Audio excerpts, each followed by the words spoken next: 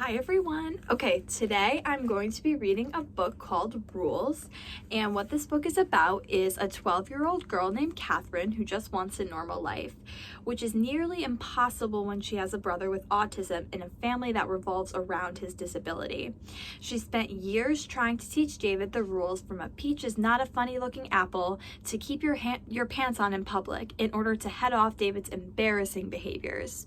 But the summer Catherine meets Jason, a surprising new sort of friend, and Christy, the potential next door neighbor she's always wished for, it's her own shocking behavior that turns everything upside down and forces her to ask, what is normal? So I'm only going to read a small portion of the chapter to you, and then you guys have to read the rest. So the first chapter is called Follow the Rules. Come on, David. I let go of his sleeve, afraid I'll rip it. When he was little, I could pull my brother behind me if he didn't want to do something. But now, David's 8 and too strong to be pulled. Opening the front door, I sigh. My first day of summer vacation is nothing like I dreamed. I had imagined today warm, with seagulls winging across a blue sky, not overcast and damp. Still, I refuse to grab my jacket from the peg inside the front door. Umbrella? David asks, a far-off stare in his brown eyes.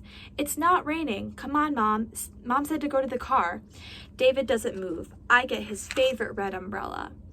Okay, let's go. I step onto the front porch and slide the umbrella into my backpack with my sketchbook and colored pencils. Let's go to the video store, David says, not moving 1 inch. You're going to the clinic, but if you do a good job, Dad'll take you to the video store when he comes home. The video store is David's favorite place, better than the circus, the fair, or even the beach. Dad always invites me to come too, but I say, no thanks.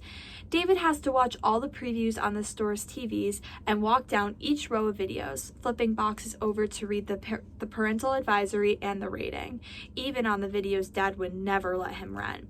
David'll say, loud enough for the whole store to hear, rated PG-13 for language and some violence, crude humor.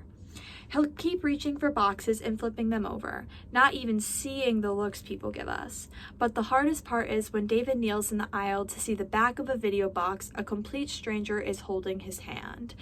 Dad says, no one cares, Catherine. Don't be so sensitive. But he's wrong. People do care. Beside me, David checks his watch. I'll pick you up at 5 o'clock.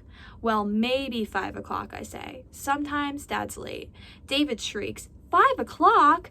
Shh. I scan the yards around us to see if anyone heard, and my stomach flips. A moving van is parked in front of the house next door, back wide open, half full of chairs and boxes. From inside the truck, 2 men appear, carrying a couch between them. My hands tremble, trying to zip my backpack. Come on, David, Mom said go to the car. David stands with his sneakers, toes on the top step, like it's a diving board and he's choosing whether to jump.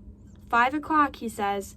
The right answer would be maybe, but David only wants surefire answers, yes and no, and Wednesday at 2 o'clock, but never maybe, or it depends, or worst of all, I don't know.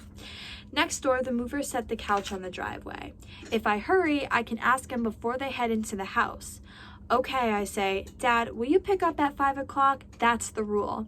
David leaps down the steps just as the moving man climb into the van.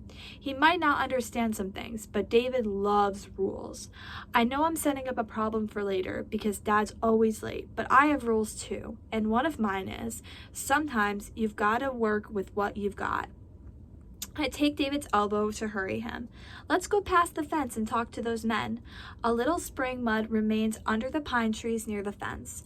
Only a month ago, puddles were everywhere when Mrs. Bowman called me over to say her house had been sold to a woman with a 12-year-old daughter. I know you'd be pleased, she said. I told the realtor I have a girl just that age living next door, and maybe they can be friends. A few weeks later, I had stood on my porch waving as Mrs. Bowman's son drove her away to her new apartment attached to his house.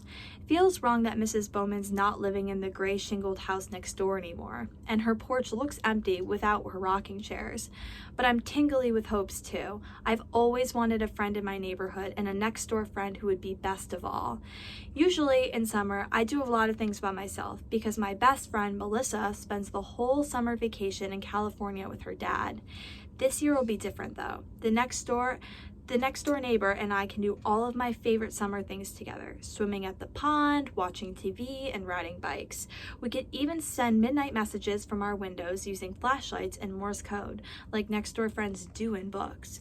And the best part, David won't have to come home since Mom won't have to drive me and pick me up. I bite my teeth together, fighting the memory of my last sleepover at Melissa's. When Mom came to pick me up, David raced around Melissa's kitchen, opening doors, looking for their cellar, even when Mom kept telling him that this was a trailer and trailers don't have cellars. Real friends understand, Mom said on the ride home, but here's what I understand. Sometimes everyone gets invited except us, and it's because of David. Okay, now everyone's gonna have to read the rest of the book in order to find out what happens next. Have a nice day!